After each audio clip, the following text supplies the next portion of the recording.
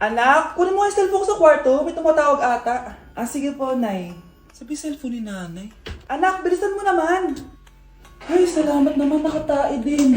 Scarlett, ba't nandyan ka? Eh, di ba pinukuha ko sa cellphone ko? Pinagsasabi mo, Nay. Kanina pa ako dito sa loob. Nay, eto na po cellphone niyo. Sino yan, Nay? Bakit kamukha ko? Teka lang, bakit dalawa kayong Scarlett? Nananaginip pa ako? Ah, Nay, ako yung totoong Scarlett. Ha? Sinungaling! Ako to, Nay, ang totoong Scarlett. Sandali nga! Hindi na ako tutuwa sa inyong dalawa, ha? Isa lang ang solusyon dito. Magtatanong ako at kung sino ang makasagot ng tama, siya ang totoong Scarlett. Unang tanong, saan ako may balat? Balat? Ah, Nay! Sa puwet! Nay! Sa kifi. Tama! Kifi. Ha? Totoo ba, Nay? O, diba? Alam ko. Susunod na tanong. Ano ang timbang ko? Mukha kang 100 kilos, Nay. 75 kilos? Tama! 75 kilos! Yes! Huling tanong. Ano ang birthday ko? Birthday? Mahina pa naman ako sa ganyan. April 14, 1977? April 15, 1977. Tama! Ikaw nga ang totoong Scarlett! At ikaw, dahil talo ka, lumayas ka na dito! Impostor! Ay! Sino ba kasing Scarlett na yun? Bakit kamukha ko siya? Anak, kilalang kilala mo talaga ako, no? Siyempre naman, Nay. Anak mo ko eh. Worth it lahat ng pagpaparetoke ko dahil sinira mo ang mukha ko noon. Ngayong napaniwala na kita, gaganti na ako sa'yo. Kapag pinirmahan mo to, akin na lahat ng mga kayamanan mo. Oh, pirmahan mo na. Tita, wala naman ako field trip ah. Ah, hindi pa ba sinasabi ng teacher niyo na may field trip kayo? Anak, okay lang. Pipirmahan ko na to para makasali ka sa field trip niyo. Walang iya ka talaga, Rosa. Wala ka talagang titira sa akin, ha? Manda ka talaga sa akin. Mabilis ka talagang utuin, Susan. Salamat, Mare. Ramon, napapirma ko na siya. Atin na ang bahay, pera at mga ari-arian niya. Magaling ka talaga, Rosa. Kaso kailangan na natin kumilos na mabilis. Kasi sabi ng doktor, nagre-recover na yung mata niya. Ano? Kaya bukas na bukas din, papalayasin na natin sila. Total, nakuha na natin ang gusto natin. Nay, bakit mo pinirmahan yun, ha? Maliban natin kung ano nilalaman ng papel na yun. Huwag kang mag-alala, anak. Malapit nang matapos ang maliligayang araw ng tatay mo at ng kabit niya. Tita, bakit may dala kang maleta? Aba, syempre. Lilipat na ako dito sa bago kong bahay. Ano? Tay, ano ibig sabihin nito, ha? Nakalagay dito sa papel na pinirmahan ng nanay mo na amin na tong bahay, mga sasakyan niya at ang mga pera niya. Napakahayop nyo! Bakit ang ingay? Ano nangyayari? Nay, kinuha na nila lahat sa atin! Ayan, magsama kayo mag-ina. Ngayong nasa amin na ang lahat, pwede na kayong lumayas. Ramon, magse-celebrate tayo, ha? Ang galing nyo din, no? Ha? Nakakakita ka? Bago kayo mag-celebrate, i-check nyo muna kung pirma ko ba talaga yung nakalagay dyan. Hindi pwede to! Tay! Attorney! Kita mo naman kung ano ginawa na tong dalawang to, di ba? At nandito na rin ang ebidensya na magpapatunay na naghaharutan sila sa loob ng bahay ko. Anong gagawin niyo sa amin, ha? Mahal, huwag mo naman gawin sa amin to, please, oh. Magbabago ako, please. Oh, eh! Sorry kung natatapakan kayo pagka-love team nyo, ha? Arestuhin nyo na yung mga yan. Mag-celebrate kayo sa kulungan. Kayong dalawa, sumama na kayo sa akin sa presinto.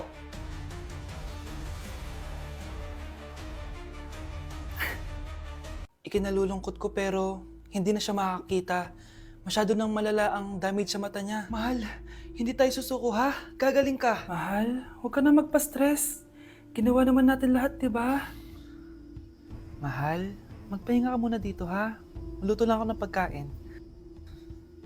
Hi, Ramon. Rosa, bakit nandito ka? Balita ko, wala nang pag-asang makakita yung asawa mo. Ibig sabihin, magagawa na natin lahat ng gusto natin. Shh! Huwag ka maingay. Masisira plano natin. Sinasabi ko na nga ba, may pinaplano kayo ni Rosa. Mahal, kain ka na nito paborito mo. At talagang hinahayaan mo lang dito si Rosa, ha? Ano ba?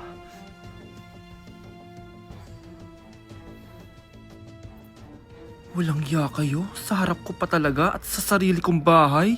Tay, nabalitaan ko yung nangyari kay nanay. Ipagdasal na lang natin na gumaling pa rin siya, anak. May CCTV dito sa bahay. Kailangan kong makuha yung mga files na yun. Nay? Nay? Nakakakita ka? Anak, please. Huwag mo muna sasabihin kahit kanino na nakakakita na ako. Nay, akala ko ba bulag ka na? Matagal na akong gumaling, anak. Hindi ko lang masabi kasi may masamang kutob ako dyan sa tatay mo. Sir, good news! Base sa recent lab test ng asawa niyo, nagre-recover yung mata niya. Ano? Ba't parang hindi kayo masaya, sir? Uy, Mare, may field trip kasi yung anak mo. Kailangan ng pirma ng parents. Rosa, sumagot ka. Kapag pinirmahan mo to, akin na lahat ng mga kayamanan mo. Oh, pirmahan mo na. Tita, wala naman ako field trip ah.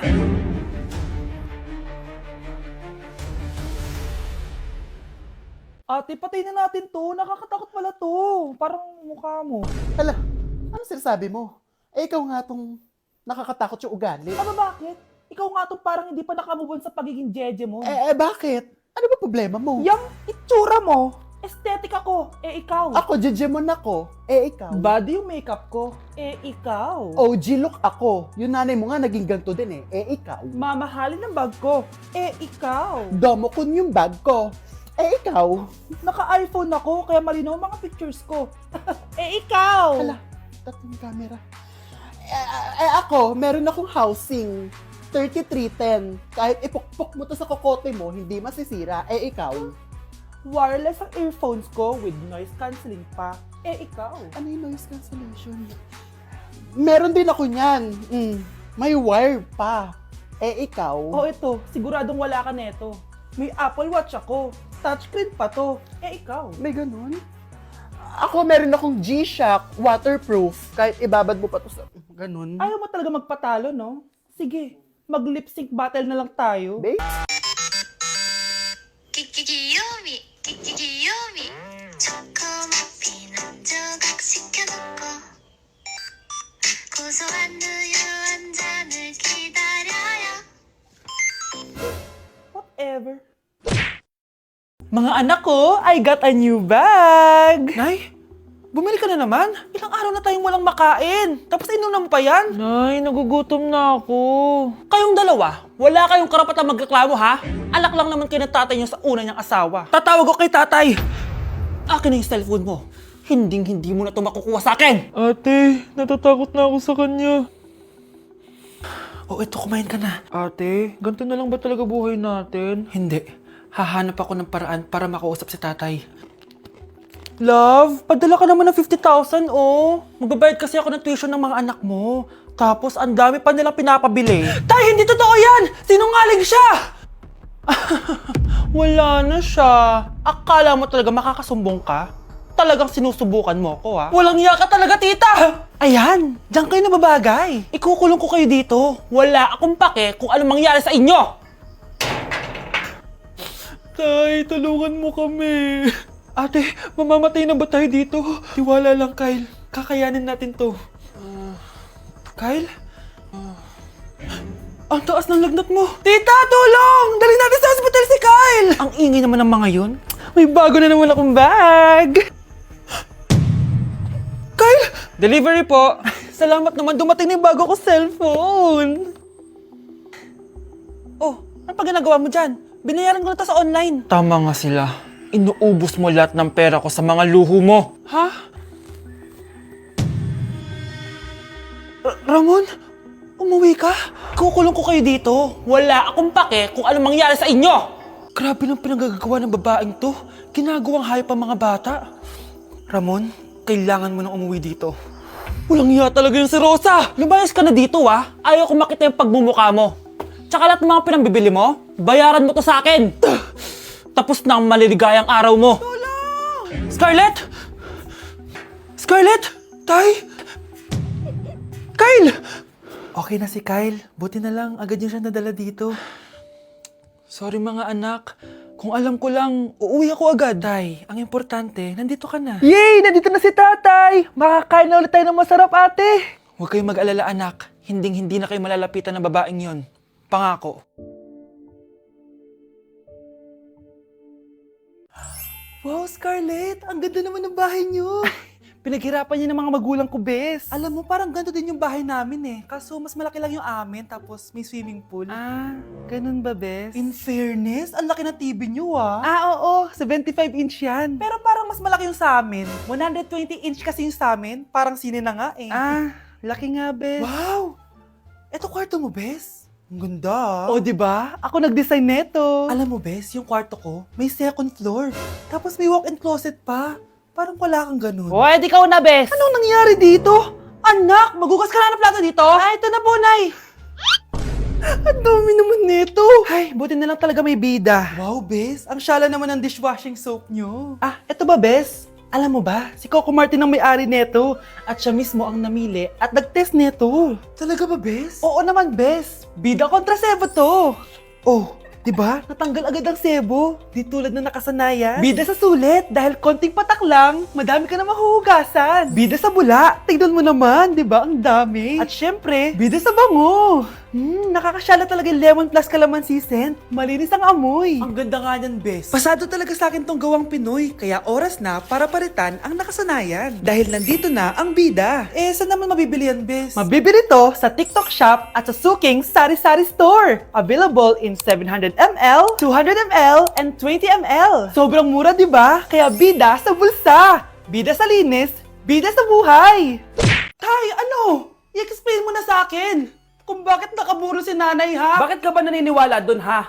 Ang totoo mong nanay, busy. Di ba sinabi ko na to sa'yo? Pero, Tay! Wala nang pero. Huwag mo akong hintayin magalit, Scarlett. Di mo magugustuhan.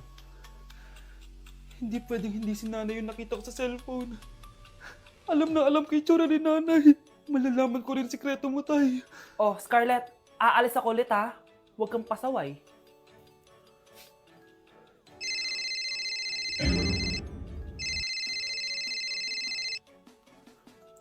Nasa yung cellphone ko. Hello po. Pwede na po maklaim yung 10 million peso na galing sa insurance ng namatay niyo pong asawa. Insurance? Pasaway ka talaga? Pinatay mo ba si nanay, ha? Para makuha yung insurance niya? Hindi mo naiintindihan, anak. Napakahayop mo! Tatawag ako ng pulis! Itigil mo yan, anak! Nay, buhay ka? Oo, anak. Nagtago ako. Pag nagsumbong ka sa pulis, masisira lahat ng plano namin ng tatay mo. Hindi ko maintindihan. Ano nangyayari? Pinatay ko ang kakambal ng nanay mo. Para maniwala sila na siya talaga ang namatay. At makuha natin ng mga pera sa insurance. Sawang-sawa na ako sa buhay na to! Marami akong pangarap, anak! Gusto ko na gumanti yung buhay natin.